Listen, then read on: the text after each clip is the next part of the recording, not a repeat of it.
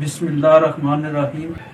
آج میرے ساتھ جناب علی راز صاحب موجود ہیں. میں ان کے پاس ڈوکٹامی میں تشریف لایا ہوں.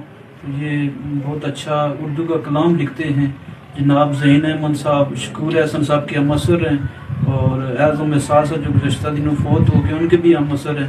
تو ان سے ہم چند باتیں اور کچھ ان سے کلام سنیں گا، اور یہ ہمیں اپنے کلام سے بھی محظوظ فرمائیں گے. جی علی راز صاحب، السلام علیکم ورحمۃ اللہ وبرکاتہ. آپ ہمارے ناظرین کو چند ایک باتیں اپنے بارے میں بتائیں اور کلام بھی اپنا سنائیں.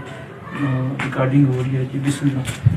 جی ناظرین کو یہ تو دیکھ لے کہ دکان میں بیٹھا ہوں، دکان ہی میرا شعبہ ہے. جی تو باقی شاعری کر رہا ہوں نوے کی دعائی سے نا. جی تو اردو میں لکھ رہا ہوں. جی تو فنون تک چیزیں میری شاعر ہوئی ہیں. جی.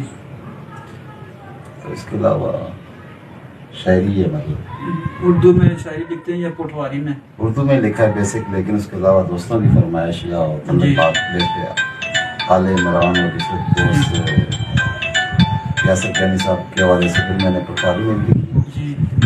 تو ہمارے ناظرین کو اپنا کوئی چند اشعار جو ہیں وہ سنائیں تو وہ بھی محظوظ ہو جائیں.